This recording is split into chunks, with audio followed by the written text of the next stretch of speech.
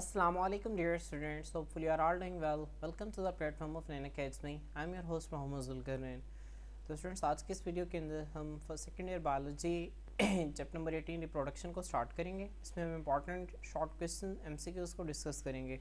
तो स्टूडेंट्स सबसे पहले देखते हैं रिप्रोडक्शन की डेफिनेशन क्या है। आप लोगों ने सबसे पहले रिप्रोडक्शन की डेफिनेशन करनी है। उसके बाद रिप्रोडक्शन की दो टाइप्स हैं, ए सेक्सुअल रिप्रोडक्शन और सेक्सुअल रिप्रोडक्शन, आपको इसके बारे में पता होना चाहिए। उसके बाद स्टूडेंट्स यहाँ से methods of A sexual reproduction, ये आप लोगों ने अच्छे तरीके से याद रखने हैं। ये जितने भी मेथड्स के नाम है आप लोगों को ये पता होने चाहिए, ठीक है स्टूडेंट्स। उसके बाद आपने और इस पेज में से कुछ याद नहीं रखना। इसके बाद स्टूडेंट्स नेक्स्ट पेज पे आएंगे आप, तो यहाँ पे आपके पास एक पॉइंट होगा, ठीक है, अल्टरनेशन ऑफ जनरेशन के नाम से, ठीक है स्टूडेंट्स। अल्टरनेशन ऑफ जनरेशन क्या होता है हम इसको यहाँ पे देखते हैं। स्टूडेंट्स देखें यहाँ पे ये अल्टरनेशन जनरेशन आपको नजर आ रहा है। यहाँ पे होता क्या है, पौधे के अंदर ना दो जनरेशन, एक होती है गेमेटोफाइट और एक होती है स्पोरोफाइट। गेमेटोफाइट से क्या बनते हैं जी, यहाँ पे देखें स्पोरोफाइट से स्टार्ट होता है। स्पोरोफाइट से मियोसिस के जरिए स्पोर्स बनते हैं, स्पोर्स माइटोसिस के जरिए गेमेटोफाइट बनाते हैं। गेमेटोफाइट से स्पर्म भी बनता है और एग भी बनता है, ये दोनों मिलकर जाइगोट बनाते हैं, इसे फर्टिलाइजेशन कहते हैं। और जाइगोट माइटोसिस के जरिए दोबारा स्पोरोफाइट बना देते हैं, ठीक है स्टूडेंट्स। स्पोरोफाइट में हमारे पास क्या होता है, डिप्लॉयड होता है। गेमेटोफाइट क्या होता है, हैप्लॉयड होता है। अब इसमें दो जनरेशन हैं, एक डिप्लॉयड है और एक क्या है, हैप्लॉयड। इसी वजह से ये जो अल्टरनेशन जनरेशन है इसे हम डिप्लो हैप्लॉन्टिक लाइफ साइकिल का नाम भी देते हैं, ठीक है। तो स्टूडेंट्स यहाँ पे देखें हम इसे डिप्लो हैप्लॉन्टिक लाइफ साइकिल भी कहते हैं। एक में एक जनरेशन डिप्लॉयड होती है, दूसरी हैप्लॉयड होती है। अब स्टूडेंट्स अगर दोनों जनरेशन जो हैं वो दिखने में सेम है तो हम इसे आइसोमॉर्फिक कहते हैं। अगर ये दोनों डिसिमिलर है तो इसे हेट्रोमॉर्फिक कहते हैं। आप लोगों ने इसको जहन में रखना है, ठीक है स्टूडेंट्स। उसके बाद यहाँ पे हमारे पास एक शॉर्ट क्वेश्चन है। यहाँ पे आपसे पूछता है why evolution of pollen tube is an important step in land adaptation by the spermatophytes, ठीक है। यहाँ तक आपसे शॉर्ट क्वेश्चन पूछा जाता है तो ये आप लोगों ने इसको आंसर करना है, ठीक है कि स्पर्मेटोफाइट्स में हमारे पास क्या है, लैंड एडेप्टेशन में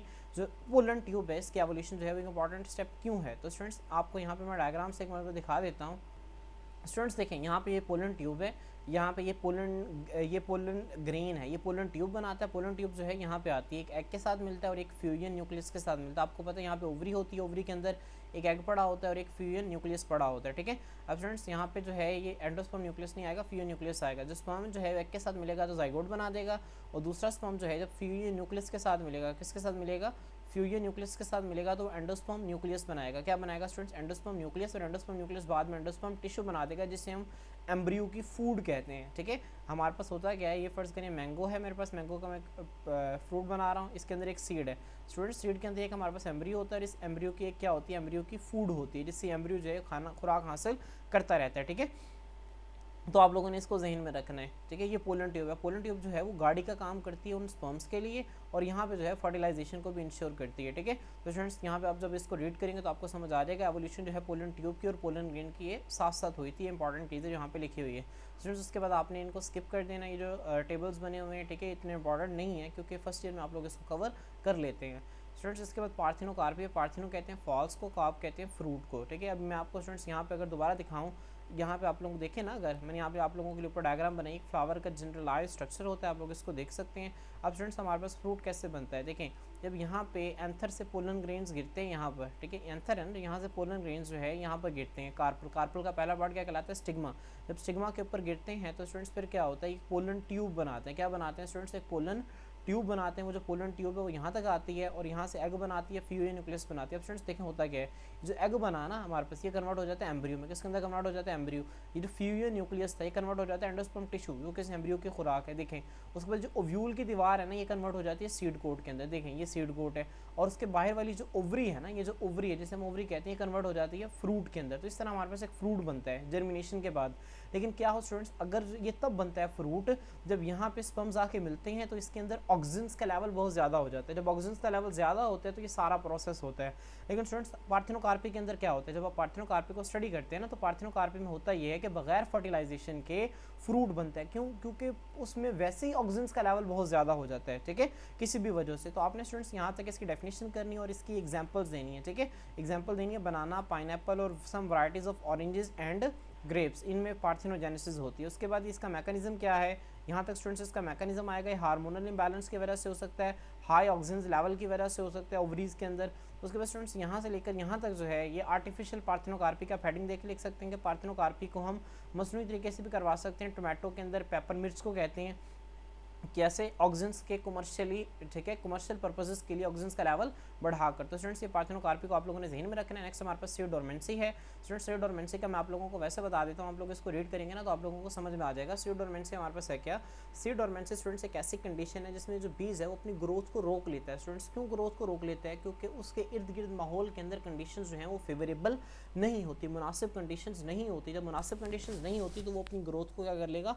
रोक लेगा। अगर वो ग्रो करता है और वो सराउंडिंग की कंडीशंस का जो सख्त हालात है उनका मुकाबला नहीं कर पाता तो उसकी डेथ हो सकती है। तो स्टूडेंट्स यही वजह, मिसाल के तौर पर हमने क्या किया, हमने गंदम जो है इस साल जो है वो स्टोर कर ली गोदाम के अंदर। अब फर्ज करें 1 साल गंदम जो है वो स्टोर हुई, अब अगले साल जो है जब हम उस गंदम को ज़मीन में बोएंगे तो उससे नया पौधा निकलेगा। स्टूडेंट्स इसका मतलब 1 साल तक उसके अंदर एक चीज़ ऐसी थी जिसे एम्ब्रियो कहते हैं, वो जिंदा रही।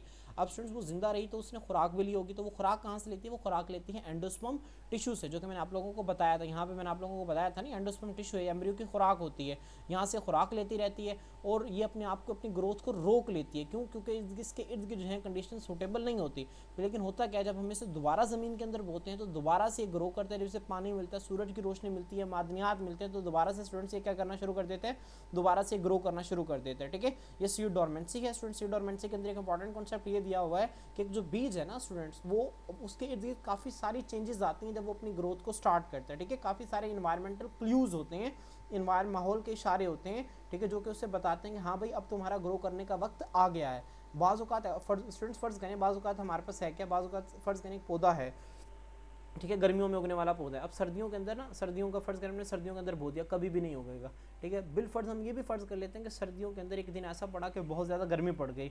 अब स्टूडेंट्स नहीं, वो पौधा उस गर्मी वाले दिन भी ग्रो नहीं करेगा, क्योंकि पौधे को एक दिन का स्टिमुलस नहीं चाहिए होता, उसे बहुत सारे स्टिमुलस चाहिए होते हैं। ठीक है, तो स्टूडेंट्स यहाँ पे यही लिखा हुआ है कि खास किस्म का कंडीशन अरेस्ट की, जिसमें एम्ब्रियो जो है वो सर्वाइव करते हैं long periods of unfavourable environmental condition, जैसे कि पानी की किल्लत हो गई, ठीक है, कम दर्जा हरारत हो गया। अब इस टाइम, इस दौरानी के अंदर स्टूडेंट्स क्या करते हैं, जो एम्ब्रियो अपनी ग्रोथ को या तो सीज कर लेते हैं या कम कर देते हैं। ठीक है, अब ये ग्रेट सर्वाइवल इंपॉर्टेंस है प्लांट के लिए, in that it prevents the dormant seed from germinating in response to condition such as warm spell in winter. Student मैंने आप लोगों को बताया, फर्ज करें सर्दियों के अंदर अचानक से क्या हो गया, थोड़ा सा गर्म दौरानी आ गया। अब इस दौरानी के अंदर क्या करेगा, वो अपनी ग्रोथ को रोक लेगा। ठीक है, अपनी ग्रोथ नहीं करवाएगा। ठीक है, क्यों? क्योंकि आरजी है। स्टूडेंट्स आगे लिखा हुआ है, ठीक है, विच आल्सो अपेरेंट टेम्पररीली, ठीक है, विच आल्सो अपेरेंटली फेवरेबल, जो कि बज़ाहिर जो है वो तो मुनासिब है, लेकिन वो क्या है, टेम्पररी, आरजी है। ठीक है, आपने इसको जहन में रखना है। उसके बाद जर्मिनेशन के लिए क्या है, नॉर्मल ग्रोथ रिक्वायर्ड। ठीक है, जर्मिनेशन और रिजम्पशन, रिजम्पशन का मतलब होता है स्टूडेंट दोबारा से आगाज करना, दोबारा शुरू करना of normal growth by dormant embryo. इसको क्या है, इसके लिए खास और बहुत ही प्रिसाइज, बहुत ही, ठीक है, नाजुक जो है वो कॉम्बिनेशन ऑफ एनवायरमेंटल क्यूज चाहिए होते हैं, इशारे चाहिए होते हैं, जैसे कि ठीक है, to avoid any accidental stimulus which में prove fatal later on. Fatal का मतलब होता है खतरनाक, ताकि वो हादसाती स्टिमुलस से बच सके। जिस तरह ये सर्दियों के अंदर वार्म स्पेल है ना, एक एक्सीडेंटल स्टिमुलस है। फर्ज करें अगर वो ग्रो कर गया, अगले दिन फिर सर्दी पड़ गई, तो उसकी तो ग्रोथ नहीं होगी, तो सारी ज़ाया हो जाएगी। तो स्टूडेंट्स आपने इस बात को जहन में रखना है। ठीक है, तो यहाँ तक स्टूडेंट्स हमारे पास था ये सीड डोरमेंसी का कॉन्सेप्ट था। स्टूडेंट्स इसके बाद जो है ये फ्रूट सेट और फ्रूट राइपनिंग है। स्टूडेंट्स ये भी इंपॉर्टेंट क्वेश्चन है, आप लोगों से पूछा जा सकता है, फ्रूट सेट से क्या मुराद है? स्टूडेंट्स फ्रूट सेट से मुराद है कि एक फ्लावर का पौधे के साथ लगे रहना, इसे कहते हैं fruit set. Retention of ovary, किसे कहते हैं? रिटेंशन ऑफ ओवरी, क्योंकि हमने देखा था ना ओवरी ही फ्रूट के अंदर कन्वर्ट होती है। तो यहाँ पे लिखा भी हुआ है, फ्रूट सेट की डेफिनेशन ये है, रिटेंशन ऑफ ओवरी जो कि बाद में फ्रूट बनेगी फर्टिलाइजेशन के बाद, इसे फ्रूट सेट कहते हैं। फ्रूट राइपनिंग का क्या मतलब होता है स्टूडेंट्स? फल का पकना। अब स्टूडेंट्स जब आप लोग इसको रीड करेंगे तो आप लोगों को पता चल जाएगा, इसके अंदर कुछ इंपॉर्टेंट सी बातें लिखी हुई, इंपॉर्टेंट लॉन्ग क्वेश्चन भी है। ठीक है, आपने इसको हेडिंग्स के साथ लिखना है और पॉइंट्स बना, इस तरह से एरोज बना के लिखा करें लॉन्ग क्वेश्चन को। स्टूडेंट्स अब इसमें आप लोगों को पता चल जाएगा इसके अंदर है क्या। अब फ्रूट सेट जो है ना स्टूडेंट्स ये बहुत इंपॉर्टेंट है, क्यों? क्योंकि जो जर्मिनेटिंग पोलन ग्रेन है ना, जर्मिनेटिंग पोलन ग्रेन से मुराद है वो पोलन ग्रेन जिससे पोलन ट्यूब बन रही है, जैसे आपको यहाँ पे नजर भी आ रहा है, ये जर्मिनेटिंग पोलन ग्रेन है। अब स्टूडेंट्स यहाँ पे होता क्या है, जो पोलन ट्यूब है ना सिर्फ जो है यहाँ पे फर्टिलाइजेशन करवाती है, बल्कि ऑक्सीजन को भी रिलीज करती है। और ना ये सिर्फ खुद ऑक्सीजन को रिलीज करती है, बल्कि इसे जैसे हम स्टाइल कहते हैं और ओवरी, यहाँ से भी ऑक्सीजन को रिलीज करवाती है। ठीक है, अब स्टूडेंट जब यहाँ से ऑक्सीजन रिलीज होते हैं, ठीक है, तो फिर हमारे पास क्या होता है, जब इतने सारे ऑक्सीजन रिलीज होते हैं तो वो फ्रूट सेट करवाते हैं। ठीक है, वो ओवरी को फ्लावर के, जो ओवरी है ना, जो फ्लावर है उसको पौधे के साथ अटैच रखते हैं। ठीक है, अगर बिलफर्ज यहाँ पे ऑक्सीजन रिलीज ना हो तो ओवरी फ्लावर के साथ अटैच नहीं है, कि जिसके नतीजे में क्या होगा, एब्सिशन। एब्सिशन का मतलब होता है गिर जाना, झड़ जाना, जो फूल है वो झड़ जाएंगे। ठीक है, जिसके नतीजे में क्या होगा, फलों की पैदावार क्या हो जाएगी, कम हो जाएगी। ठीक है फ्रेंड्स, फर्टिलाइजेशन के बाद क्या होता है, फर्टिलाइजेशन मतलब मैंने आपको बताया ना, यहाँ जैसे आपको नजर भी आ रहा है, यहाँ पर डबल फर्टिलाइजेशन हो रही है, एक स्पर्म एग के साथ मिल रहा है और जाइगोट बना रहा है, एक स्पर्म फियो न्यूक्लियस के साथ मिल रहा है और क्या बना रहा है, एंडोस्पर्म न्यूक्लियस बना रहा है। ठीक है, तो यहाँ पे जो फर्टिलाइजेशन जब हो जाएगी फिर क्या होगा, स्टूडेंट्स ठीक है, द ओवरी और राइप सीड्स है ना, जो ओवरी है हमारे पास, ये जो ओवरी है और ये राइप सीड्स का मतलब है जो बीज पक गए हैं, तो ये दोनों क्या करना शुरू कर देंगे स्टूडेंट्स, एक कई सारे हार्मोन्स रिलीज करना शुरू कर देंगे। में 3 हार्मोन्स इंपॉर्टेंट हैं स्टूडेंट्स, एक ऑक्सिन्स, एक जिब्रालिन्स और एक साइटोकाइनिन्स, 3 हार्मोन्स रिलीज होते हैं। ठीक है, आपने इसको जहन में रखना है, ये 3 हार्मोन्स यहाँ से रिलीज होते हैं। जो ग्रोथ सब्सटेंसेस हैं क्या करवाते हैं, एम्ब्रियो के डेवलपमेंट करवाते हैं और एक्यूमुलेशन करते हैं फूड रिजर्व्स की सीड के अंदर। ठीक है स्टूडेंट्स, यहाँ पे मैंने आपको बताया ना, ये एम्ब्रियो है और ठीक है, यहाँ पे एम्ब्रियो है और ये क्या है, उसकी फूड रिजर्व है, जो उसके अंदर खुराक है ना, जो उसके लिए ज़ख़ीरा शुदा खुराक है, ये है आउट स्टूडेंट्स। अब यहाँ से जब कई सारे हार्मोन्स निकलेंगे तो ये फ्रूट की क्या करवाएंगे, राइपनिंग करवाएंगे, उसको मेच्योर करेंगे, उसको पकाएंगे। ठीक है, इसको पकाने उसकी डेवलपमेंट करवाएंगे। ठीक है स्टूडेंट्स, इसको डेवलपमेंट करवाने के लिए हमारे पास एक एक्टिविटी होती है जिसे कहते हैं क्लाइमेक्ट्रिक। इसमें क्या होता है, पौधे के अंदर जो रेस्पिरेटरी एक्टिविटी है ब्रस्ट हो जाती है। ब्रस्ट का मतलब होता है फट जाना, मतलब बहुत तेज़ हो जाती है। रेस्पिरेटरी एक्टिविटी से स्टूडेंट्स क्या मुराद है, ग्लूकोज की ब्रेकडाउन। ठीक है, ग्लूकोज की ब्रेकडाउन से एटीपी निकलती है। अब स्टूडेंट्स ये होती क्यों है, ठीक है, जब ये होती है जिससे इथीन प्रोडक्शन होती है जो कि राइपनिंग ऑफ फ्रूट के अंदर मदद देती है। ठीक है, तो आपने इसको जहन में रखना है, इंपॉर्टेंट शॉर्ट क्वेश्चन है। क्लाइमेक्ट्रिक क्या होता है, फ्रूट सेट क्या होता है, आपके लॉन्ग क्वेश्चन भी पूछा जा सकता है, तो आपने इसको अच्छे तरीके से क्या करना है स्टूडेंट्स, प्रिपेयर करना है। स्टूडेंट्स इसके बाद हमारे पास बहुत इंपॉर्टेंट टॉपिक है जिसका नाम है photo periodism. Students photo periodism क्या होता है, मैं आपको इसका हल्का सा कंसेप्ट दे देता हूँ, फिर जो है हम इस टॉपिक को रीड करेंगे तो आपको इसकी समझ आ जाएगी। स्टूडेंट्स हम फ्लावरिंग को यहाँ पे स्टडी कर रहे हैं। जो फ्लावरिंग है ना, एक पौधे में फूल लगने का जो अमल है, इसे स्टूडेंट्स फ्लावरिंग कहते हैं।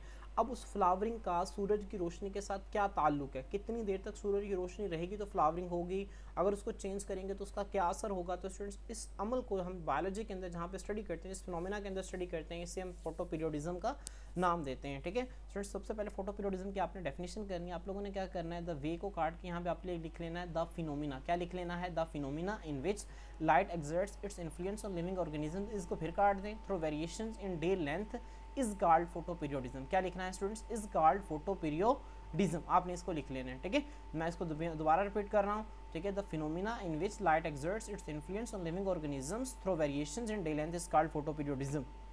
वो अमल जिसमें जो रोशनी है, ठीक है, वो जिंदा जानदारों पर अपना असर जाहिर करती है, कैसे, वेरिएशन इन डे लेंथ, दिन के दौरानी को तब्दील करके, इसे फोटो पीरियड कहते हैं। अब स्टूडेंट्स यहाँ पे आप लोगों ने क्या करना है, ठीक है, यहाँ पे स्टूडेंट्स आप लोगों ने यहाँ तक आपने वर्क लिखना है गार्नर और एलर्ट का। ये 2 साइंटिस्ट थे, इन्होंने 1920 के अंदर एक्सपेरिमेंट किया था। स्टूडेंट्स मैं आपको इसका एक्सपेरिमेंट बता देता हूँ। इन्होंने टोबाको का पौधा है, टोबाको का पौधा ना आमतौर पर वो ऑटम सीजन के अंदर ग्रो करता है। किस मौसम के अंदर ग्रो करता है, ऑटम। ऑटम है ना जो स्टूडेंट्स यहाँ सर्दियों का मौसम में होता है, यहाँ पे जो दिन है ना वो शॉर्ट होते हैं। ठीक है, शॉर्ट क्या होते हैं, जो डेज हैं वो शॉर्ट होते हैं और नाइट जो हैं वो क्या होती हैं, वो लॉन्ग होती हैं। आपने इसको जहन में रखना है। ठीक है, अब दिन छोटे चाहिए होते हैं तंबाकू के पौधे के लिए, रातें क्या चाहिए होती हैं, लंबी चाहिए होती हैं। तो स्टूडेंट्स उन्होंने क्या किया, उन्होंने जो गर्मियों का मौसम है ना स्टूडेंट्स, गर्मियों मतलब उससे अलावा हट के, गर्मियों के मौसम में क्या होता है आपको पता है कि दिन लंबे होते हैं और रातें छोटी होती हैं। तो स्टूडेंट्स उन्होंने क्या किया, उन्होंने गर्मियों के मौसम के अंदर उसको शॉर्ट डेज आर्टिफिशियली इंड्यूस करवा के, मिसाल के तौर पर 9 घंटे का एक दिन है, उसे 7 घंटे चाहिए तो 2 घंटे उन्होंने अंधेरे में रख दिया दिन में, मतलब 7 घंटे, ठीक है, 7 घंटे रोशनी में रख के 2 घंटे उन्होंने अंधेरे में रख दिया। तो उन्होंने क्या किया, मसनूई तरीके से दिन के दौरानी को तब्दील करके उसके अंदर फ्लावरिंग को इंड्यूस करवाया। ठीक है, तो ये स्टूडेंट्स गार्नर और एलर्ट का कॉन्सेप्ट है, आपने इसको जहन में रखना है, इनका एक्सपेरिमेंट है। उसके बाद स्टूडेंट्स यहाँ पे आप हेडिंग देंगे effect of quantity of light. ठीक है, फ्लावरिंग पर क्वांटिटी ऑफ लाइट का क्या असर होता है। तो स्टूडेंट्स यहाँ पे आप लोगों ने इसको काट देना है।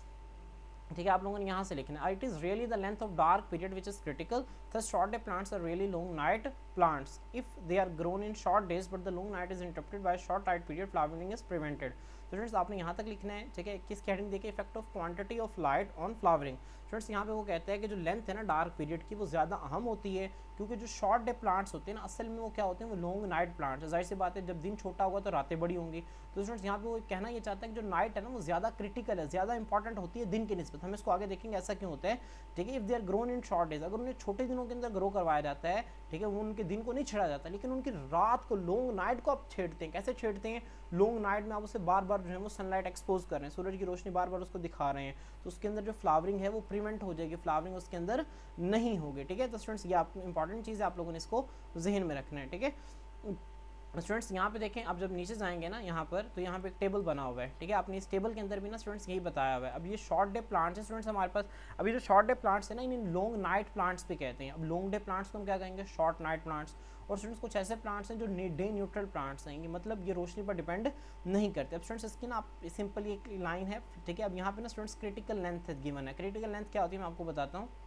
स्टूडेंट्स ये क्रिटिकल लेंथ की डेफिनेशन लिखी हुई है, आप चाहे इसको बुक पे नोट डाउन भी कर सकते हैं, ठीक है। The specific duration of darkness required for the plant to initiate flowering is called critical length. Critical length क्या होती है स्टूडेंट्स, मैंने अभी आपको बताया ना कि नाइट का ड्यूरेशन जो है वो ज़्यादा अहम होता है, तो वो ड्यूरेशन डार्कनेस का जिसमें जो पौधा है, ठीक है, उसको फ्लावरिंग शुरू करवाने के लिए जो ड्यूरेशन चाहिए होता है उसे हम क्रिटिकल लेंथ कहते हैं, ठीक है। तो स्टूडेंट्स यहाँ पे आप देखें जो फ्लावरिंग इंड्यूस पर डार्कर पीरियड्स, अब देखें ना यहाँ पर क्या है, शॉर्ट डे प्लांट्स है तो इनमें जो लॉन्ग नाइट प्लांट्स है, लॉन्ग नाइट का मतलब इसमें जो क्रिटिकल लेंथ है वो क्या होगी, ज़्यादा होगी, लंबी होगी, ठीक है स्टूडेंट्स। क्रिटिकल लेंथ क्या है, वो मिनिमम लेंथ है जो कि जो मिनिमम वक्त है नाइट का, रात का, जो कि फ्लावरिंग को इंड्यूस करवाने के लिए चाहिए। तो शॉर्ट डे प्लांट्स का स्टूडेंट्स क्या होगा, क्रिटिकल लेंथ से नाइट का ड्यूरेशन ज़्यादा होगा, जबकि लॉन्ग डे प्लांट्स का क्या होगा, शॉर्टर होगा, ठीक है। समझ आ रही है ना स्टूडेंट, यहाँ पे यही बात लिखी हुई है। उसके बाद इसकी एग्जांपल लिखी है, कोकैल्बर 8.5 आवर है, इसका क्रिटिकल लेंथ कितनी है 8.5 आवर, और ठीक है टोबैको प्लांट की कितनी है 10 to 11 आवर, ठीक है।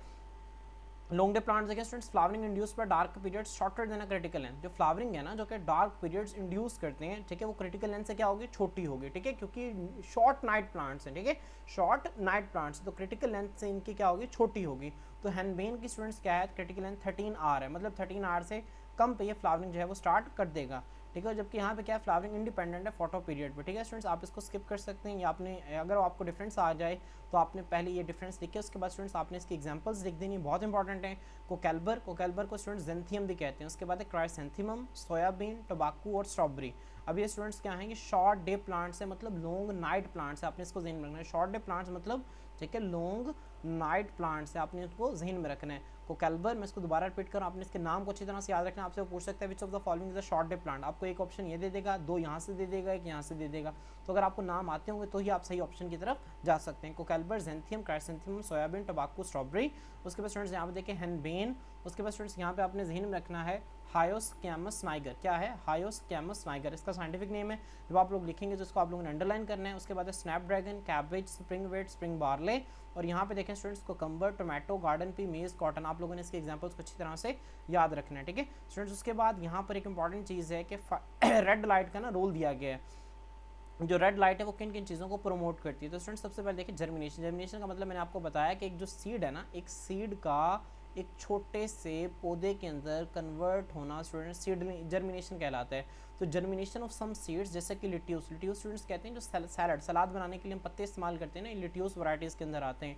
तो उसको क्या करती है, उन सीड्स को क्या करती है, जर्मिनेशन करवाती है, प्रमोट करती है रेड लाइट, ठीक है। रेड लाइट किसकी प्रमोशन करती है, जर्मिनेशन की। उसके बाद स्टूडेंट्स हमारे पास एक है फोटोमॉर्फोजेनेसिस। फोटो कहते हैं लाइट को, मॉर्फ कहते हैं शेप को, जेनेसिस कहते हैं बनने को। तो इसका मतलब क्या है, light control development of form and structure. ये आपसे शॉर्ट क्वेश्चन आ सकता है कि फोटोमॉर्फोजेनेसिस क्या होता है और रेड लाइट उसमें क्या किरदार अदा करती है, इस पर आपने बताना है। तो फोटोमॉर्फोजेनेसिस के आप लोगों ने स्टूडेंट्स ये डेफिनेशन लिखनी है, और रेड लाइट का इसके अंदर क्या क्या रोल होता है स्टूडेंट्स आप लोग यहाँ से जब इसको रीड करेंगे आप लोगों को समझ आ जाएगी। मैंने आप लोगों के लिए ना यहाँ पे पॉइंट्स बनाया, आप लोगों ने इस तरह से लिखना है। स्टूडेंट्स देखें, ये रेड लाइट प्रमोट करती है लीफ एक्सपेंशन इन डाइकोटिलेडन्स को, लीफ अनरोलिंग इन ग्रासेस मोनोकोटिलेडन्स को, क्लोरोप्लास्ट के डेवलपमेंट का। डाइकोटिलेडन में स्टूडेंट्स क्या करवाती है, लीफ को एक्सपैंड करवाती है, ठीक है, चौड़ा करवाती है। लीफ अनरोलिंग से मुराद है जिस तरह घास है ना हमारे पास, स्टूडेंट्स इस तरह से रोल हुई होती है, तो उसको क्या करती है, वो अनरोल करती है, इस तरह सीधा करवाती है। Chloroplast development, students chloroplast development से क्या मुराद है, यहाँ पे आप देखें क्लोरोप्लास्ट है ना स्टूडेंट्स हमारे पास, ये इटियोप्लास्ट से बनते हैं। किससे बनते हैं, इटियोप्लास्ट। इटियोप्लास्ट हमारे पास पौधे के अंदर ना खास किस्म की ऑर्गेनाइज होती हैं जो कि बाद में क्लोरोप्लास्ट के अंदर कन्वर्ट होती हैं, ठीक है। इटियोप्लास्ट से क्लोरोप्लास्ट को बनाया जाता है। उसके बाद स्टूडेंट्स ग्रीनिंग प्रोटोक्लोरोफिल जो है उसको क्लोरोफिल के अंदर कन्वर्ट किया जाता है। तो क्लोरोफिल है ना, ये भी एक मॉलिक्यूल से बनता है, इसे कहते हैं प्रोटोक्लोरोफिल। इसके बाद के अलावा क्या किया जाता है, inhibition of internode growth. Internode students किसे कहते हैं, पौधा है, इसके दरमियान में यहाँ पे नोड्स होते हैं, नोड्स के दरमियान का जो फासला होता है ना इसे इंटरनोड कहते हैं, ठीक है। तो यहाँ पे एपिकोटाइल, हाइपोकोटाइल और मिजोकोटाइल क्या होती है, हम ये तस्वीर में भी देखते हैं, ठीक है। इसकी इनहिबिशन होती है इंटरनोड ग्रोथ की। उसके बाद prevention of etiolation. Students etiolation क्या होता है मैं आपको इसको अभी दिखाता हूँ। उसके बाद लास्ट पॉइंट को हम रीड कर लेते हैं, unhooking of plumule in dicotyledon. Dicotyledon में जो प्लूम्यूल है इसकी अनहुकिंग होती है। स्टूडेंट्स अब प्लूम्यूल क्या होता है, जब हम एक बीज को जमीन के अंदर बोते हैं इससे दो स्ट्रक्चर्स निकलते हैं, एक ऊपर की तरफ निकलता है, एक नीचे की तरफ निकलता है। जो नीचे की तरफ निकलता है इसे कहते हैं रेडिकल, और जो ऊपर की तरफ निकलता है इसे कहते हैं प्लूम्यूल, ठीक है। रेडिकल बाद में रूट बनाता है और प्लूम्यूल बाद में शूट बनाता है, आपने इसको जहन में रखना है, ठीक है। तो स्टूडेंट्स सबसे पहले मिट्यूलेशन को देख लेते हैं। मिट्यूलेशन क्या होता है, ये हमने पहले चैप्टर के अंदर भी डिस्कस किया था मिट्यूलेशन को। अगर पौधों को बगैर रोशनी की बगैर मौजूदगी में ग्रो करवाया जाता है ना, तो वो इंतहाई लंबे हो जाते हैं, ठीक है, और उनके अंदर क्लोरोफिल नहीं बनता, इसको हम इटियोलेशन कहते हैं, ठीक है। तो इटियोलेशन से पौधों को रेड लाइट जो है वो क्या करती है, बचाती है। समझ आ रही है स्टूडेंट्स, ये हमने इससे पिछले चैप्टर कोऑर्डिनेशन कंट्रोल के अंदर इसको डिस्कस किया था। इसके बाद स्टूडेंट्स यहाँ पे आपके डायग्राम नज़र आ रही है, इसमें आप लोगों को ठीक है एपिकोटाइल हाइपोकोटाइल का कॉन्सेप्ट मिल जाएगा। यहाँ पे स्टूडेंट्स देखें, एक सीड है, सीड के नीचे से एक डंडी निकलती है, इसे कहते हैं रेडिकल, इससे ऊपर एक डंडी निकलती है, इसे कहते हैं प्लूम्यूल। क्या कहते हैं स्टूडेंट्स, प्लूम्यूल, और ये रेडिकल है, प्लूम्यूल से शूट बनते हैं, ठीक है। अब स्टूडेंट्स यहाँ से ना जब एक बीज को ज़मीन में बोया जाता है, उसके ऊपर एक डंडी निकलती है, इसको स्टूडेंट्स ठीक है एक डंडी निकलती है, ठीक है, इसको मिजोकोटाइल कहते हैं। क्या कहते हैं, मिजोकोटाइल। मिजोकोटाइल के ऊपर स्टूडेंट्स यहाँ पे ना कोटिलेडन्स, इन्हें कहते हैं कोटिलेडन्स कहते हैं। कोटिलेडन से ऊपर वाले हिस्से को हम स्टूडेंट्स कहते हैं एपिकोटाइल। एपी का मतलब ऊपर, कोटाइल मतलब कोटिलेडन। कोटिलेडन से ऊपर वाला हिस्सा क्या कहलाता है, एपिकोटाइल कहलाता है, उससे नीचे वाला हिस्सा क्या कहलाता है, हाइपोकोटाइल कहलाता है। तो स्टूडेंट्स होपफुली आप लोगों को इसकी समझ आ गई होगी। स्टूडेंट्स उसके बाद फोटोपीरियोडिज्म में जो है ये एक इंपॉर्टेंट रोल प्ले करती है। जो रेड लाइट है आपने याद रखना है कि जो स्टिमुलेट करती है फ्लावरिंग को लॉन्ग डे प्लांट्स में और इनहिबिट करती है फ्लावरिंग को शॉर्ट डे प्लांट्स में। बहुत इंपॉर्टेंट स्टूडेंट शॉर्ट क्वेश्चन है, एमसीक्यू है कि जो रेड लाइट है वो किसके अंदर फ्लावरिंग को स्टिमुलेट करती है, लॉन्ग डे प्लांट्स के अंदर रेड लाइट फ्लावरिंग करवाती है, जबकि शॉर्ट डे प्लांट्स में फ्लावरिंग को इनहिबिट करती है। हम इसको देखते हैं कि ऐसा क्यों होता है, ठीक है। यहाँ तक स्टूडेंट्स होपफुली आपको समझ आ गया होगा। स्टूडेंट्स अब हम नेक्स्ट देखते हैं, हमारे पास जो नेक्स्ट फोटोपीरियोडिज्म में पॉइंट बनेगा ना, ये होगा effect of quality of light on flowering. Flowering पे क्वालिटी ऑफ लाइट का क्या असर होता है, ठीक है। तो स्टूडेंट्स आपने ये भी देखना है, ठीक है, आपने यहाँ पे देखना है, यहाँ तक इससे करना है। The quality of light is also influenced by the quantity of light is also influenced by quality of light. कोकैल्बर स्टूडेंट्स अभी एक पौधा है, इसकी मिसाल दी गई है, ये क्या है, शॉर्ट डे प्लांट है, हमने इसको ऊपर भी देखा था। Will not flower if it's long night is interrupted. हमें पता है कि भाई अगर आप उसकी लॉन्ग नाइट को इंटरप्ट कर देंगे तो फ्लावरिंग नहीं करेगा। लेकिन स्टूडेंट्स एक्सपेरिमेंट्स रिवील करते हैं कि जो रेड लाइट है ना was effective in preventive flowering and for red light reverts the effect of red light. अब स्टूडेंट्स यहाँ पे इसका मतलब क्या है, ठीक है, इसके मतलब को हम समझते हैं। स्टूडेंट्स हमारे पास जो विजिबल लाइट है ना, इसके ये कलर्स होते हैं, violet, indigo, blue, green, yellow, orange और रेड। अब स्टूडेंट्स इसमें जो हर कलर की ना अपनी अपनी वेवलेंथ है। जो रेड कलर है ना ये इंपॉर्टेंट है यहाँ पर, ठीक है। रेड कलर में ना कई सारी वेवलेंथ आती है, इसमें दो वेवलेंथ बड़ी इंपॉर्टेंट है, एक है 660 नैनोमीटर वाली और एक स्टूडेंट्स इंपॉर्टेंट है 730 नैनोमीटर वाली। अब ये जो 660 नैनोमीटर वाली है ना, इसे स्टूडेंट्स हम कहते हैं रेड लाइट। क्या कहते हैं, रेड लाइट। जो 730 नैनोमीटर वाली है ना, इसको हम स्टूडेंट्स कहते हैं ये फॉर रेड लाइट है। क्या है स्टूडेंट्स, फॉर रेड लाइट है, ठीक है। आपने इसको ध्यान में रखना है। जो रेड लाइट है ना, ये वाली जो रेड लाइट है इस वेवलेंथ वाली, स्टूडेंट्स ये क्या करती है, जो रेड लाइट है हमारे पास, ये प्रमोट करती है फ्लावरिंग को किसमें, लॉन्ग डे प्लांट्स में, ठीक है, और इनहिबिट करती है फ्लावरिंग को शॉर्ट डे प्लांट्स में, ठीक है। आपने यहाँ तक इसको जहन में रखना है, क्लियर स्टूडेंट्स। उसके बाद लास्ट पे ना आपने ये भी याद रखना है कि जो the response to light intensity and quality led to the discovery of blue light sensitive protein pigments called phytochromes. आपने इसको ध्यान में रखना है कि जो blue light sensitive protein pigments जिन्हें हम फाइटोक्रोम्स कहते हैं, ये भी आपने इसी पॉइंट के अंदर लिखना है, ठीक है स्टूडेंट्स। इसके बाद जो है हम फाइटोक्रोम्स के रूल को देखते हैं, ठीक है। ये हमारे पास फाइटोक्रोम्स का यहाँ से लेकर यहाँ तक ठीक है, ये इसका रोल होगा, ठीक है। उसके बाद स्टूडेंट्स यहाँ पे हम रेड लाइट के रोल को देखेंगे, रेड लाइट फ्लावरिंग के अंदर क्या रोल प्ले करती है। इससे पहले स्टूडेंट्स हम लोग कुछ चीज़ों को देख लेते हैं, कुछ चीज़ें हमारे पास इंपॉर्टेंट हैं, हम इनको क्या कर लेते हैं, समझ लेते हैं, ठीक है स्टूडेंट्स। पौधे के अंदर ना दो फाइटोक्रोम्स होते हैं। फाइटोक्रोम क्या है, ब्लू लाइट सेंसिटिव प्रोटीन के पिगमेंट्स हैं। एक को हम कहते हैं P660, एक को हम कहते हैं P730। जो P660 वाला है ना स्टूडेंट्स, ये 660 नैनोमीटर वाली लाइट को अब्जॉर्ब करता है। क्या करता है, 660 नैनोमीटर वाली लाइट को अब्जॉर्ब करता है। जो P730 है ये क्या करता है, ये 730 नैनोमीटर वाली लाइट को अब्जॉर्ब करता है। अब होगा क्या, ये दिन के वक्त रेड लाइट को अब्जॉर्ब करेगा जिसकी वेवलेंथ 660 नैनोमीटर है। कब, दिन के वक्त। दिन के वक्त रेड लाइट को अब्जॉर्ब करके स्टूडेंट्स कन्वर्ट हो जाता है P730 के अंदर। समझ आ रही है, दिन के वक्त P660 जो है वो रेड लाइट को अब्जॉर्ब करके P730 के अंदर कन्वर्ट हो जाता है। और जो P730 है ये रात के वक्त फॉर रेड लाइट को अब्जॉर्ब करके P660 के अंदर कन्वर्ट हो जाता है। आपने इसको जहन में रखना है, ठीक है। अब स्टूडेंट्स इसमें जो P660 है ना, ये इनएक्टिव फॉर्म है। ये क्या है, इनएक्टिव फॉर्म। और P730 क्या है स्टूडेंट्स, एक्टिव फॉर्म है। एक्टिव फॉर्म से क्या मुराद है, जो P730 है स्टूडेंट्स ये पौधे के अंदर क्या करेगा, ठीक है, ये एक हार्मोन है जिसका नाम है फ्लोरिजन। क्या नाम है, फ्लोरिजन। फ्लोरिजन से स्टूडेंट्स ये हार्मोन है, ये फ्लावर्स को इंड्यूस करवाता है, फ्लावर्स लगाता है। जब ये हार्मोन बनेगा तो फ्लावरिंग होगी, और फ्लावरिंग कब होगी, जब P730 यहाँ पर मौजूद होगा तब ये हार्मोन निकलेगा, ठीक है। नाइट के वक्त P730 होना चाहिए, रात के वक्त, ठीक है। फ्लावरिंग के लिए शर्त क्या है, रात के वक्त P730 होगा तो फ्लोरिजन बनेगा, फ्लोरिजन बनेगा तो क्या बनेंगे, फ्लावर्स बनेंगे, ठीक है। तो स्टूडेंट्स आपने इन कॉन्सेप्ट्स को जहन में रखना है। मैं दोबारा रिपीट कर रहा हूँ, P660 जो है वो दिन के वक्त रेड लाइट को अब्जॉर्ब करके P730 बना देगा। P730 जो है ये एक्टिव फॉर्म है और जो P660 जो है इनएक्टिव फॉर्म है। इसको हम क्विसेंट फॉर्म भी कहते हैं। क्या कहते हैं स्टूडेंट्स, क्विसेंट फॉर्म भी कहते हैं। अब रात के वक्त स्टूडेंट्स क्या होगा, जो P730 है ये फार रेड लाइट को ऑब्जॉर्व करके दोबारा P660 बना देगा। अब स्टूडेंट्स हमारे पास हम देखते हैं, ये मेरे पास फर्ज करिए 24 घंटे का ड्यूरेशन है, 0 से लेकर 24 आवर्स का ड्यूरेशन है मेरे पास। अब स्टूडेंट्स हम इमेजिन कर लेता हूँ मैं कि मेरे पास शॉर्ट डेज़ की बात हो रही है, किसकी बात हो रही है, शॉर्ट डेज़। अब स्टूडेंट्स शॉर्ट डे में दिन के वक्त क्या बनेगा, P730 क्या बनेगा, P730 बनेगा। और लॉन्ग नाइट है, रात लंबी है, तो नाइट के वक्त क्या बनेगा, P660 बनेगा। समझ आ रही है। अब स्टूडेंट्स मुझे बताएं कि इस पौधे में कौन सी चीज़ ज़्यादा होगी, P730 या P660। तो आप फ़ौरन से मुझे बता दें कि P660 ज़्यादा होगा। क्यों, क्योंकि ज़्यादा ड्यूरेशन के अंदर बन रहा है, ये कम ड्यूरेशन के अंदर बन रहा है P730। तो स्टूडेंट्स P660 जब उसके अंदर ज़्यादा होगा, ठीक है, तो क्या अभी देखें ना, ये इनएक्टिव फॉर्म है, क्या है, इनएक्टिव फॉर्म है। और P देखें स्टूडेंट्स यहाँ पर, अब P660 ज़्यादा क्यों है, ठीक है, क्योंकि देखिए हमारे पास यहाँ पे, मैं इसको दोबारा से रिपीट कर रहा हूँ, आप लोग, दिन 24 घंटे का है, शॉर्ट डे प्लांट्स है, तो यहाँ पे शॉर्ट डे है और यहाँ पे क्या है, लॉन्ग नाइट है। शॉर्ट डे प्लांट्स में क्या किया, रेड लाइट ने कम P730 बनाया, और वो जो कम P730 था वो रात के वक्त सारे का सारा किसके अंदर कन्वर्ट हो गया, P660 के अंदर कन्वर्ट हो गया। तो स्टूडेंट्स यहाँ पे P730 नहीं है, P730 नहीं है तो फ्लोरोजिन भी नहीं है और फ्लावर्स भी नहीं बनेंगे। तो स्टूडेंट्स इसका मतलब क्या है, इसका मतलब ये है कि जो रेड लाइट है वो शॉर्ट डे प्लांट्स के अंदर फ्लावरिंग को इनहिबिट करती है। क्या करती है, इनहिबिट करती है। जबकि अगर हम यहाँ पे ना लॉन्ग डे प्लांट्स की अगर हम बात करें, मेरे पास फिर वही 24 घंटे हैं और मैं फर्ज कर लेता हूँ मेरे पास लॉन्ग डेज हैं। अब डेज में स्टूडेंट्स यहाँ पे क्या है, P730 दिन के वक्त बनेगा और यहाँ पे क्या बनेगा, P660 स्टूडेंट्स रात के वक्त बनेगा। मुझे बताएं कौन सी चीज़ इसके अंदर ज़्यादा बनेगी, P730। और P730 इतनी ज़्यादा बनेगी कि सारी रात में इस्तेमाल नहीं होगी, बल्कि थोड़ी सी बच भी जाएगी।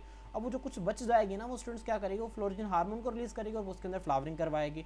तो स्टूडेंट्स यही बात, जो रेड लाइट है वो शॉर्ट डे प्लांट्स में तो फ्लावरिंग को रोकती है, ठीक है, लेकिन लॉन्ग डे प्लांट्स में वो क्या करवाती है, फ्लावरिंग को, ठीक है, प्रमोट करती है। आपने इसको जहन में रखना है, ठीक है। मैं आप यहाँ से मैं बुक से भी आपको पढ़ के बता देता हूँ, हमने इससे पीछे भी पढ़ा, ठीक है। यहाँ तक स्टूडेंट्स आपने इसको जहन में रखना है, इंपॉर्टेंट चीज़ें। स्टूडेंट्स देखिए फाइटोक्रोम जो है दो फॉर्म्स में एग्जिस्ट करती है, P660 P730। जो P660 है क्विसेंट फॉर्म है, जो रेड लाइट को ऑब्जॉर्व करती है, 660 नैनोमीटर पर ये कन्वर्ट हो जाती है एक्टिव P730 के अंदर। जो P730 है ये क्या करती है, फॉर रेड लाइट को ऑब्जॉर्व करती है 730 नैनोमीटर पर और P660 के अंदर कन्वर्ट हो जाती है। अब नेचर के अंदर स्टूडेंट्स जो P660 P730 की कन्वर्जन है ये दिन के वक्त होती है और P30 से P660 की कन्वर्जन कब होती है, रात के वक्त होती है। स्टूडेंट्स आपके बुक के अंदर यहाँ पे ये डायग्राम में शो भी किया गया, ये रहा, ठीक है, आप लोग यहाँ से भी देख सकते हैं। स्टूडेंट्स फिर वो क्या कहता है, वो कहते हैं दिन के वक्त जो है पौधे के अंदर P730 ज़्यादा बनेगा, जबकि रात के वक्त उसके अंदर P660 ज़्यादा बनेगा। अब स्टूडेंट्स पौधे के अंदर ना बायोलॉजिकल क्लॉक्स होती हैं, उसको देख के अंदाज़ा लगाता है कि दिन का वक्त है कि रात का वक्त है। अगर P730 ज़्यादा होगा तो उसका मतलब है दिन है, क्यों, क्योंकि वो दिन के वक्त बनता है। अगर P660 ज़्यादा होगा तो उसका पता चल जाएगा क्या है, ये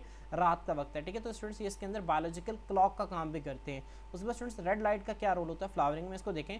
जो रेड लाइट है ना वो इनहिबिट करती है फ्लावरिंग को शॉर्ट डे प्लांट्स में, मैंने अभी आपको बताया, और प्रमोट करती है फ्लावरिंग को लॉन्ग डे प्लांट्स में, ठीक है। आपने इसको जहन में रखना है, ठीक है। स्टूडेंट्स आप यहाँ तक इसको याद कर लें, आगे वाली लाइन को आप कट कर सकते हैं, ठीक है, आगे वाली लाइन आप जो है वो कट कर दें। अब स्टूडेंट्स उसके बाद देखें, this observation led to hypothesize that, अब ये हाइपोथेसिस निकली कि जो P730 से P660 की जो इंटर कन्वर्जन है might be the plant time regulator for flowering, शायद के फ्लावरिंग के लिए एक इंपॉर्टेंट रोल प्ले कर सकती है, ठीक है। स्टूडेंट्स आपने इसको जहन में रखना है। अब इस हाइपोथेसिस के मुताबिक जो P730 है जो कि P660 से कन्वर्ट होकर बन रहा है, दोबारा रिपीट कर रहा हूँ मैं, P730 जो कि P660 से कन्वर्ट होकर बन रहा है। और कैसे बन रहा है, क्योंकि वो रेड लाइट देखिए यहाँ पर जो P730 है ना, ये दिन के वक्त बन रहा है। कब बन रहा है, एक तो डे के वक्त बन रहा है, दिन में बन रहा है। और कैसे बन रहा है, P660 जब रेड लाइट को ऑब्जॉर्व कर रहा है P730 बन रहा है। फिर क्या हो रहा है students, by the absorption of red light would inhibit flowering, ये क्या करेगा, P730 ये इनहिबिट करेगा फ्लावरिंग को किसमें, शॉर्ट डे प्लांट्स में, लेकिन प्रमोट करेगा फ्लावरिंग को किसमें, लॉन्ग डे प्लांट्स में। अब ऐसा क्यों है स्टूडेंट्स, जो P730 है वो अक्यूमुलेट दिन के वक्त जमा हो रहा है पौधे के अंदर एंड डिमिनिश और खत्म हो रहा है रात के वक्त, ठीक है।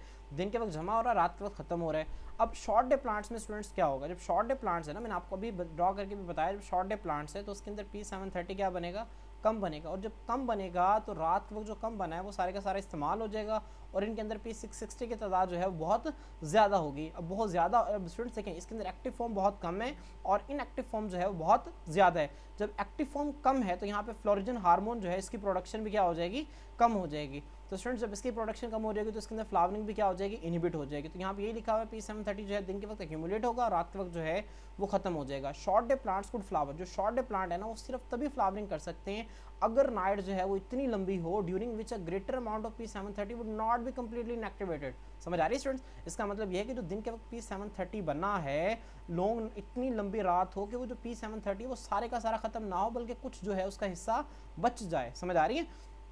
ठीक है, so that enough P730 would remain at the end of night to promote flowering, ताकि इतना ये एक्टिव फॉर्म बाकी रह जाए कि इससे फ्लोरोजन हार्मोन, ठीक है, ये फ्लोरोजन हार्मोन को प्रोड्यूस करे और वो आगे से क्या करवाए, फ्लावरिंग करवाए। ठीक है, आपने इसको जहन में रखना है यहाँ तक। तो स्टूडेंट्स ये जो है यहाँ तक जो थी इंपॉर्टेंट चीज़ें थी ठीक है, यहाँ तक आपने रोड ऑफ रेड लाइट को जहन में रखना है। इसके बाद जहाँ पर लास्ट पे आपने फ्लोरोजन हार्मोन के रोल को डिस्कस करना है। जो बायोलॉजिकल क्लॉक जो है when stimulated causes production of florigen hormone in leaves which travels through phloem to floral buds initiating flowering. अभी जो बायोलॉजिकल क्लॉक एक मतलब जब मुतहरिक हो जाती हैं तो इनसे फ्लोरोजन हार्मोन निकलता है, लीव पत्तों के अंदर वो जो फ्लोरोजन हार्मोन है वो फ्लोएम के जरिए ट्रैवल करता है floral birds. Floral birds students कैसे कहते हैं, यहाँ पे एक तना है, इसके ऊपर छोटे छोटे बर्ड्स लगते हैं, इनमें फ्लावर्स लगते हैं, बाद में क्या लगते हैं, फ्लावर्स लगते हैं। फर्ज करें इस तरह से ना एक फ्लावर लगा यहाँ पर, तो ये फ्लोरल बर्ड है। ठीक है, अब ये फ्लावर, अब इसमें फ्लावर कब लगता है, जब यहाँ पर एक पौधे के अंदर जो फ्लोइम है, फ्लोइम बूटी और जिसके अंदर खुराक ट्रांसफर हो रही है, वहाँ से फ्लोरोजन हार्मोन आएगा तो इनके अंदर फ्लावरिंग होगी। ठीक है, तो आपने इसको जहन में रखना है, और जब यहाँ से फ्लावरिंग क्या होगी, इनिशिएट होगी। स्टूडेंट्स इसके बाद हमारे पास जो इंपॉर्टेंट टॉपिक है वो है वर्नलाइजेशन। वर्नलाइजेशन स्टूडेंट्स क्या है, जो रोशनी की ड्यूरेशन के साथ साथ फ्लावरिंग के लिए जो इंपॉर्टेंट चीज़ है स्टूडेंट्स वो है टेम्परेचर। वो क्या है, टेम्परेचर। और लो टेम्परेचर जो है ये फ्लावरिंग के लिए बहुत अच्छा है, बहुत फ़ायदेमंद है। ठीक है स्टूडेंट्स, देखिए बाइनियल प्लांट्स क्या होते हैं, जो साल में, ठीक है, जो एक साल के अंदर ना तकरीबन 2 मौसम के अंदर लगते हैं, और पेरिनियल साला साल जो पौधे लग सकते हैं उन्हें पेरिनियल प्लांट्स कहते हैं। ठीक है, आर स्टिमुलेटेड टू फ्लावर, इनमें फ्लावर्स लग सकते हैं by exposure to low temperature, this is called vernalization. इसे स्टूडेंट्स क्या कहते हैं, वर्नलाइजेशन। ये शॉर्ट क्वेश्चन में तकरीबन बहुत मरतबा रिपीट होता है, लॉन्ग क्वेश्चन में भी आ जाता है, आपने इसको अच्छी तरह से याद रखना है। अब स्टूडेंट्स वो कहते हैं जो लो टेम्परेचर जो स्टिमुलस है इसको रिसीव करता है शूट अपेक्स, मतलब एक जो शूट है ना इसका ये जो वाला हिस्सा, इसे कहते हैं शूट अपेक्स। शूट अपेक्स इसको रिसीव करते हैं मैच्योर स्टेम को, या एम्ब्रियो ऑफ द सीड इसको रिसीव करता है, और इसे लीव्स जो हैं फोटो, ठीक है, लीव्स जो हैं उसको रिसीव नहीं करते जिस तरह के फोटो पीरियोडिज्म में करते हैं। ठीक है, तो स्टूडेंट्स अगर आपसे वर्नलाइजेशन और फोटो पीरियोडिज्म में डिफरेंस पूछ ले तो आपने बताना है कि जो फोटो पीरियोडिज्म में जो रिसेप्टर है ना, जिस स्टिमुलस को जो चीज़ डिटेक्ट करती है वो लीव्स हैं, जबकि यहाँ पर क्या है, हमारा शूट अपेक्स है या मैच्योर स्टेम है, तो ये आपका एक फ़र्क हो जाएगा। स्टूडेंट्स उसके बाद यहाँ पे देखें, आप इसको रीड करेंगे आपको समझ आ रहा है कि बहुत आसान है। कुछ पौधों में क्या होता है, वर्नलाइजेशन जो है कि एब्सोल्यूट रिक्वायरमेंट है, बहुत ज़रूरी है, और इन सम केसेस जो है ये सिंपली असिस्ट करता है, मदद करता है फ्लावरिंग के अंदर। जो ड्यूरेशन है ना लो टेम्परेचर का चिलिंग का, वो वेरी करता है 4 डे से 3 मंथ तक। जो temperature around 4 degree Celsius is found to be very effective, ये बहुत इंपॉर्टेंट, बहुत मौसर है। अब स्टूडेंट्स जिस तरह वहाँ पर फ्लोरोजन हार्मोन निकलता है, इस तरह यहाँ पर भी हमारे पास एक हार्मोन निकलता है जिसे हम कहते हैं वर्नालिन हार्मोन। क्या कहते हैं, वर्नालिन हार्मोन। ये स्टूडेंट्स क्या कहते करवाता है, ये वर्नलाइजेशन करवाता है। ठीक है, अब स्टूडेंट्स वो कहते हैं, अब ऐसा बिलीव किया जाता है कि जो वर्नालिन है ना वो नथिंग है, बट लेकिन हकीकत में ये क्या है, जिब्रालिन ही है। ठीक है, एमसीक्यू आपसे पूछ सकता है। ठीक है, तो स्टूडेंट्स अब यहाँ पे वो क्या कहते हैं, photoperiodism and vernalization serve to synchronize. Synchronize का मतलब है दो चीज़ें मिलकर ना बहुत अच्छा, एक ही काम को बहुत अच्छा परफॉर्म करें, इसे कहते हैं सिंक्रोनाइजेशन। तो फोटो पीरियोडिज्म और वर्नलाइजेशन जो है ये सिंक्रोनाइज होकर पौधे के अंदर बहुत अच्छा जो है वो बिहेवियर प्रोड्यूस करते हैं फ्लावरिंग के हवाले से। ठीक है, तो स्टूडेंट्स जब आप इसको रीड करेंगे तो आप लोगों को यहाँ तक आसानी से समझ आ जाएगी। ठीक है, with their environment ensuring reproduction at favourable times, उससे मुनासिब वक्त में रिप्रोडक्शन होती है साल में। They also ensure that member of the same species flower at the same time, एक ही वक्त में जो पौधे के सेम स्पीशीज ना फ्लावर करें। Encouraging cross pollination for genetic variability. ठीक है, ताकि जब क्रॉस पॉलिनेशन हो, क्रॉस पॉलिनेशन से क्या मुराद है, एक पौधे के एंथर से किसी दूसरे पौधे के स्टिग्मा के अंदर पोलन ग्रेन्स का जाना। ठीक है, ताकि जब क्रॉस पॉलिनेशन हो तो उससे जेनेटिक वेरिएबिलिटी भी अच्छी तरह से आ सके, वो पौधे सर्वाइव भी कर सकें। ठीक है, आपने इसको ज़हन में रखना है। स्टूडेंट्स देखें ना हमारे पास, अब देखें सर्दियों में आमतौर पर हमारे पास क्या होते हैं, शॉर्ट डेज होते हैं। क्या होते हैं, शॉर्ट डेज होते हैं और लॉन्ग नाइट्स होती हैं। और शॉर्ट डेज और लॉन्ग नाइट्स में टेम्परेचर भी क्या हो जाता है, कम हो जाता है। तो कम टेम्परेचर और शॉर्ट डेज ये किस तरह से फोटो पीरियोडिज्म और टेम्परेचर दोनों जो है ये सिंक्रोनाइज होकर किस तरह से बेहतरीन तरह से काम करते हैं, पौधे में जो है वो एक इंपॉर्टेंट रोल प्ले करते हैं फ्लावरिंग के अंदर। होपफुली स्टूडेंट्स आपको यहाँ तक समझ में आ गया होगा। नेक्स्ट हमारे पास जो टॉपिक है वो है इस reproduction in animals. Reproduction animals में डिफरेंट तरीके हैं। हम सबसे पहले जो है एसेक्सुअल रिप्रोडक्शन में पार्थिनोजेनेसिस है।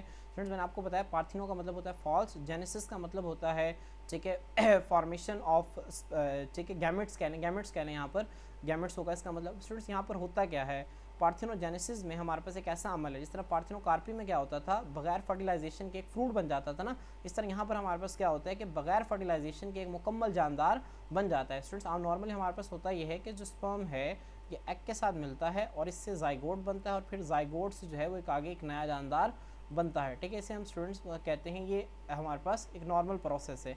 पार्थिनोजेनेसिस में क्या होता है, बगैर स्पर्म के एक जो एग है वो डायरेक्टली एक नया जानदार बना दे, इसे स्टूडेंट्स पार्थिनोजेनेसिस कहते हैं। ठीक है, development of an egg without fertilization. अब ये स्टूडेंट्स किसके अंदर होते हैं, इसकी एग्जांपल ये हैं, ठीक है, आंट्स, बीज, वैस्प और गुड एग्जांपल। अब स्टूडेंट्स यहाँ पे ना इसकी दो टाइप्स दी गई हैं। अब पार्थेनोजेनेसिस आपको ना लॉन्ग क्वेश्चन भी आ सकता है, राइट एंड ऑर्डर पार्थेनोजेनेसिस, तो आपने यहाँ पे ना इसकी दो टाइप्स हैं, एक है हैप्लॉइड पार्थेनोजेनेसिस और एक है students diploid parthenogenesis. Haploid parthenogenesis में क्या है, हनी बीज शहद की मक्खियों के अंदर मेल्स और ड्रोन्स के अंदर डेवलप फ्रॉम अनफर्टिलाइज्ड एग्स, ठीक है। हनी बीज में क्या होते हैं, जो मेल्स है ना, मेल ड्रोन्स, वो अनफर्टिलाइज्ड एग्स से क्या होते हैं, डेवलप होते हैं, ठीक है। स्टूडेंट्स मैं आपको यहाँ पे ना थोड़ा सा बता देता हूँ। मेरे पास फर्ज करेंगे हनी बी का एक स्ट्रक्चर है, फर्ज करेंगे हनी बी का एक स्ट्रक्चर। अब स्टूडेंट्स इसके ना पेट के ऊपर एक थैली होती है, ठीक है, जहाँ पे ये स्पर्म मेल बी, जो मेल है ना, ठीक है, जो मेल ड्रोन है उससे क्या करती है, एक थैली होती है इस तरह से, इसके अंदर जो है उन स्पर्म्स को क्या कर लेती है, ये स्टोर कर लेती है। अब स्टूडेंट्स होता क्या है, जब यहाँ से एग को रिलीज़ करती है ना, साथ साथ एक एक स्पर्म को रिलीज़ करती है, और होता क्या है, जब एग को जब स्पर्म मिलता है तो वो क्या हो जाता है, फर्टिलाइज हो जाता है। अब स्टूडेंट्स इस वक्त क्या होता है, जब ये इसको रिलीज़ कर रही होती है तो कुछ जो एग सेल्स है ना वो फर्टिलाइज नहीं होते, उनको स्पर्म जो है वो नहीं मिलता। फर्स्ट करेंगे उसने एग्स रिलीज़ कर दिए, और इसमें से मैं ब्लू कलर से इसको ड्रॉ कर देता हूँ, बल्कि इस कलर से ड्रॉ कर लेते हैं हम इसे। अब इसको भी स्पर्म मिल गया, इसको मिल गया, इसको मिल गया, इसको मिल गया, बाकियों को नहीं मिला। अब फिर जिनको स्पर्म मिल गए ये तो हमारे पास क्या बना देंगे, ये बना देंगे फीमेल बीज, क्या बना देंगे, फीमेल बीज बना देंगे।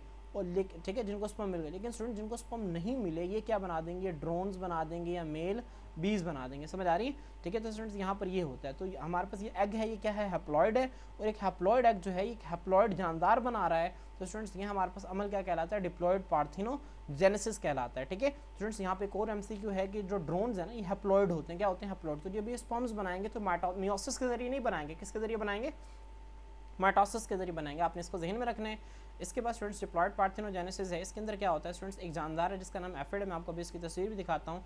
एफिड के अंदर स्टूडेंट्स ये होती है, इसके अंदर होता क्या है, एग प्रोड्यूसिंग सेल्स है ना जो फीमेल के, वो undergo modified form of meiosis involving total non disjunction of chromosomes. Total non disjunction से क्या मुराद है, जब हमारे पास एनाफेज के दौरान इस तरह से ना क्रोमोसोम्स दरमियान में अरेंज हुए होते हैं, ठीक है। अब स्टूडेंट एक क्रोमोसोम इस साइड पे जाएगा, एक साइड इस साइड पे जाता है, ठीक है, इसे हम कहते हैं नॉर्मल डिसजंक्शन है। लेकिन टोटल नॉन डिसजंक्शन में क्या, दोनों ही एक साइड पे आ जाते हैं, दोनों ही क्या होते हैं स्टूडेंट्स, एक साइड पे आ जाते हैं, इसे कहते हैं टोटल नॉन डिसजंक्शन, ठीक है। तो इस तरह हमारे पास एग्स बनते हैं, और वो जो एग्स है ना फिर आगे बगैर स्पर्म के कन्वर्ट हो जाते हैं, ठीक है, आगे फीमेल एफिड के अंदर, ठीक है, किसके अंदर कन्वर्ट हो जाते हैं, यंग फीमेल्स के अंदर कन्वर्ट हो जाते हैं। चूंकि वो यंग फीमेल्स जो हैं वो डिप्लॉयड होंगी, वो क्या होंगे, डिप्लॉयड होंगी। तो स्टूडेंट्स इस अमल को हम क्या कहते हैं, डिप्लॉयड पार्थेनोजेनेसिस कहते हैं। मिसाल के तौर पर अगर मैं आपको एक एग्जांपल के तौर पर बताऊं, फर्ज करेंगे 8 क्रोमोसोम्स है इसके अंदर, कितने क्रोमोसोम्स है, 8। अब स्टूडेंट्स यहाँ पे होना क्या था, दरमियान में इस तरह से ना 8 क्रोमोसोम दरमियान में अरेंज, अब 4 इस साइड पे जाने थे, 4 इस साइड पे जाने थे। अगर हो क्या कि 8 के 8 क्रोमोसोम जो है ना वो एक साइड पे आ जाए और इस तरफ कोई भी क्रोमोसोम ना जाए, ठीक है, 8 के 8 एक साइड पे आ जाए, यहाँ पर कोई भी क्रोमोसोम ना जाए, और ये जो 8 क्रोमोसोम है ना बगैर स्पर्म के एक मुकम्मल जानदार बना दें।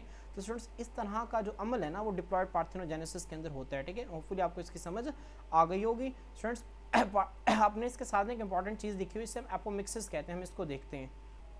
स्टूडेंट्स देखेंगे हमारे पास एफिड के डायग्राम है, आपको नज़र आ रहा होगा, इसके अंदर डिप्लॉयड पार्थेनोजेनेसिस होती है, ठीक है। आपने इसको एमसीक्यू के तौर पर जहन में रखना है, एफिड के अंदर डिप्लॉयड पार्थेनोजेनेसिस होती है। स्टूडेंट्स देखें यहाँ पे ना मैंने आपको जो कार्पल है ना, ठीक है, जो फीमेल रिप्रोडक्टिव पार्ट है फ्लावर का कार्पल, उसका थोड़ा सा स्ट्रक्चर मैंने आप लोगों के लिए ड्रॉ कर दी है। ये स्टिग्मा है, ये स्टाइल है ओवरी। ओवरी के अंदर स्टूडेंट्स हमारे पास ना बाहर होता है ओव्यूल, क्या होता है, ओव्यूल होता है। ओव्यूल के अंदर स्टूडेंट्स एक कवरिंग होती है, इसे कहते हैं न्यूसैलस, क्या कहते हैं, न्यूसैलस। न्यूसैलस के अंदर फिर एक और कवरिंग होती है, इसे कहते हैं मेगास्पोर, और मेगास्पोर के अंदर एग और फ्यूजन न्यूक्लियस पड़ा होता है। आप इसको ड्रॉ भी कर सकते हैं। अब स्टूडेंट्स मैंने आपको न्यूसैलस का और मेगास्पोर का बताना था, ठीक है, इसी वजह से मैंने आपको ये डायग्राम जो है ये दिखाई है। अब स्टूडेंट्स मैं इसको बुक से रीड करता हूँ, आपको समझ आ जाएगी। स्टूडेंट्स यहाँ पे देखें एपोमिक्सिस के अंदर होता क्या है, इसमें एक डिप्लॉयड सेल है ना जो ओव्यूल के अंदर, वो न्यूसैलस है। अब इसके स्पेलिंग गलत लिखे हो, आपने इसको ठीक कर लेना, NUCELLUS, न्यूसैलस से या फिर मेगास्पोर से डेवलप होता है एक फंक्शनल एम्ब्रियो के अंदर, ठीक है, in the absence of male gamete, मतलब बगैर मेल गैमेट की मौजूदगी में, ठीक है। अब जो बाकी ओव्यूल है वो सीड में कन्वर्ट हो जाता है, ओवरी जो है फ्रूट के अंदर कन्वर्ट हो जाता है, इसे एपोमिक्सिस कहते हैं। बहुत इंपॉर्टेंट शॉर्टकट है, आपने इसको अच्छे तरीके से जहन में रखना है, ठीक है स्टूडेंट। इसके बाद हमारे पास जो है वो टिश्यू कल्चर एंड क्लोनिंग आती है। स्टूडेंट्स ये बहुत आसान है, टिश्यू कल्चर एंड क्लोनिंग क्या होती है। टिश्यू कल्चर स्टूडेंट्स हमारे पास एक ऐसी टेक्निक है जिसमें हम पौधे से क्या करते हैं, पौधे से मेरिस्टेमेटिक सेल्स का एक पोर्शन ले लेते हैं। मेरिस्टेमेटिक सेल्स क्या होते हैं, ऐसे सेल्स जो कि तकसीम होने की सलाहियत रखते हैं, ठीक है, जो कि मजीद तकसीम कर सकते हैं, ये मेरिस्टेमेटिक सेल्स कहते हैं। हम उनसे एक हिस्सा ले लेते हैं उनका, और उसको क्या करते हैं आर्टिफिशियली एक, ठीक है, किसी ट्रे के अंदर, किसी प्लेट के अंदर हार्मोन्स वगैरह जो मिनरल्स उसे चाहिए होते हैं उसको प्रोवाइड करते हैं, और वहाँ से एक नया पौधा जो है वो ग्रो कराता है, इसे टिश्यू कल्चर कहते हैं। ठीक है, यहाँ पे लिखा हुआ टिश्यू कल्चर में कैम्बियम, कैम्बियम का मतलब ये है स्टूडेंट्स जिसके अंदर वेस्कुलर कैम्बियम है, उसको एक्साइज का मतलब काटा जाता है पौधों से और उसको स्टिमुलेट किया जाता है न्यूट्रिएंट्स ऐड करके, cytokinin, indole acetic acid add करके। ठीक है, दीज सेल्स जो हैं ये क्या करते हैं, कंटिन्यू ग्रोथ शो करते हैं और नए पौधे के अंदर डिफरेंशिएट हो जाते हैं जो कि पेरेंट प्लांट की तरह। इसे टिश्यू कल्चर की टेक्निक कहते हैं। ठीक है, तो स्टूडेंट्स आप यहाँ तक टिश्यू कल्चर टेक्निक की डेफिनेशन कर सकते हैं। उसके बाद यहाँ से जो है ये क्लोनिंग स्टार्ट होती है। ठीक है, क्लोनिंग स्टूडेंट्स क्या होती है, organism produce from a single cell by subculturing are called clone, और इस process this process is called cloning. आप इसको जहन में रख सकते हैं। ठीक है, अब स्टूडेंट्स इसका तरीकेकार क्या होता है हम इसको देखते हैं। स्टूडेंट्स यहाँ पे आप लोगों को ना एक नोट्स की शक्ल में पैराग्राफ नज़र आ रहा होगा, आपने यहाँ से इसके पॉइंट्स बना लेने हैं।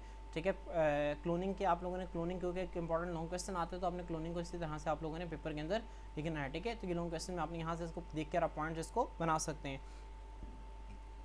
ठीक है स्टूडेंट्स, हम यहाँ पे देख लेते हैं क्लोनिंग होती कैसे है। स्टूडेंट्स हम इसमें क्या करते हैं, हमने एक एग, ठीक है, लेकिन आपको पता है कि स्पर्म और एग दोनों मिलकर क्या बनाते हैं, जाइगोट बनाते हैं। हम इसमें एक जाइगोट लेते हैं।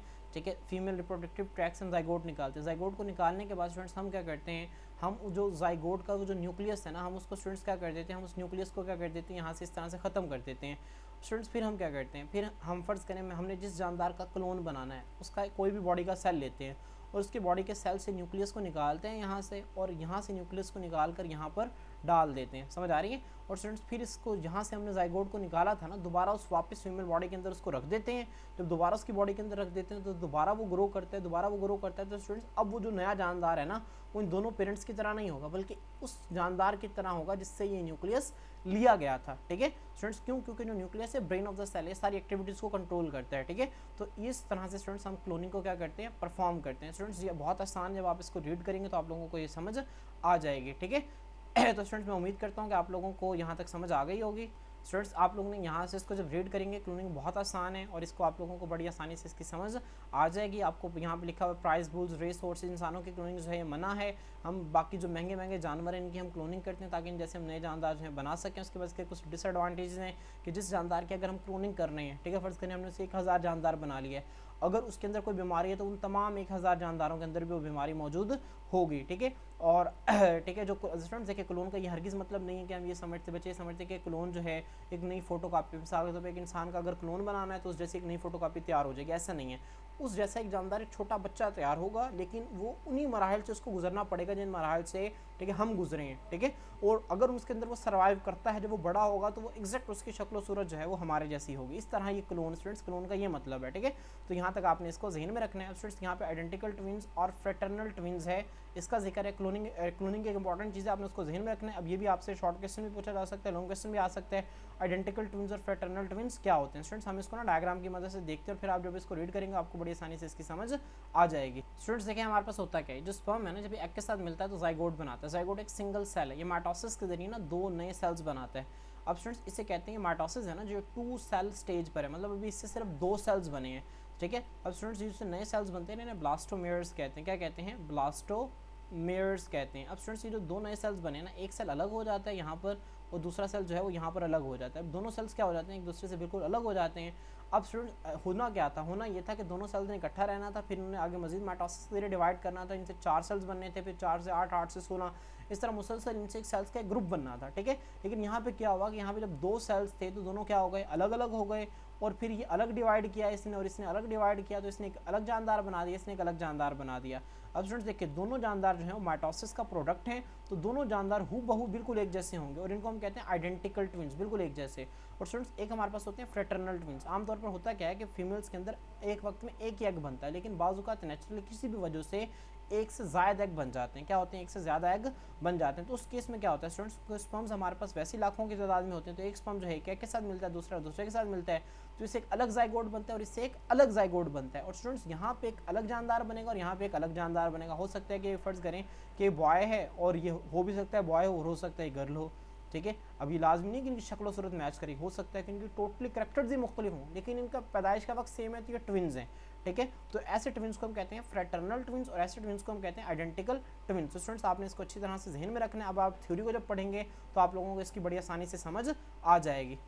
इसके बाद स्टूडेंट सेक्सुअल रिप्रोडक्शन में आपने क्या देखना है, सेक्सुअल रिप्रोडक्शन के अंदर ठीक है आपको बस एक पॉइंट पता होना चाहिए यहाँ से इस पेज के अंदर से आइसोगैमेट्स क्या होते हैं, स्पर्म और एग एक ठीक है, अगर ये आइडेंटिकल गैमेट्स हो एक जैसे तो उन्हें आइसोगैमेट्स कहते हैं, लेकिन हमारे पास अब के दौर में क्या है, हेट्रोगैमेट्स है, मतलब जो स्पर्म है वो मोटाइल है और जो एग है वो क्या है, नॉन मोटाइल है। आपको इसका आइडिया होना चाहिए स्टूडेंट्स। उसके बाद ये जो डिफरेंस है आप लोगों ने बहुत अच्छे तरीके से करना है, बहुत इंपॉर्टेंट डिफरेंस है, बहुत इंपॉर्टेंट डिफरेंस है, या आपको लॉन्ग क्वेश्चन भी आ सकता है इस पेपर के हवाले से, ठीक है। तो आपने इसको अच्छी तरह से रीड कर लेना। आप जब इसको रीड करेंगे, एक दो मरतबा आप इसको रीड करेंगे तो आप लोगों को इस डिफरेंस की बहुत अच्छी समझ आ रही है और बहुत आसान है, ठीक है।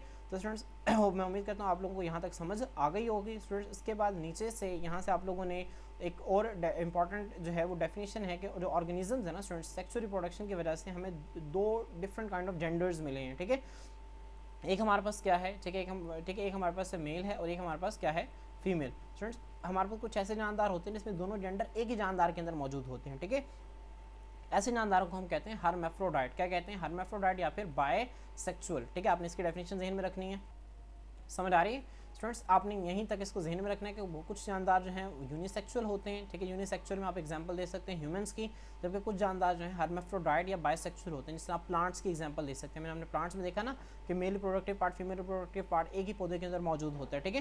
तो स्टूडेंट्स उसके बाद आपने फर्टिलाइजेशन करना है। फर्टिलाइजेशन क्या होता है, फर्टिलाइजेशन हमारे पास एक ऐसा प्रोसेस है जिसमें गैमेट्स मिलते हैं, ठीक है। फ्यूजन यूनियन ऑफ गैमेट्स को फर्टिलाइजेशन कहते हैं। फर्टिलाइजेशन की दो टाइप्स हैं, एक एक्सटर्नल फर्टिलाइजेशन, एक है इंटरनल फर्टिलाइजेशन। अगर गैमेट्स आउटसाइड द बॉडी मिलते हैं इसे एक्सटर्नल फर्टिलाइजेशन, अगर इनसाइड द बॉडी मिलते हैं तो ये इंटरनल फर्टिलाइजेशन कहलाएगा। अब एक्सटर्नल फर्टिलाइजेशन स्टूडेंट्स ये जो है एक्वेटिक एनवायरनमेंट के अंदर होती है, जहाँ पर मेल गैमेट्स जो हैं वो स्विम करते हैं towards the female gamete in water medium, ठीक है। आपने यहाँ तक इसके एक्सटर्नल फर्टिलाइजेशन को जहन में रखना है। अब इंटरनल फर्टिलाइजेशन स्टूडेंट्स जो है वो तीन तरह के जानदारों में होती है।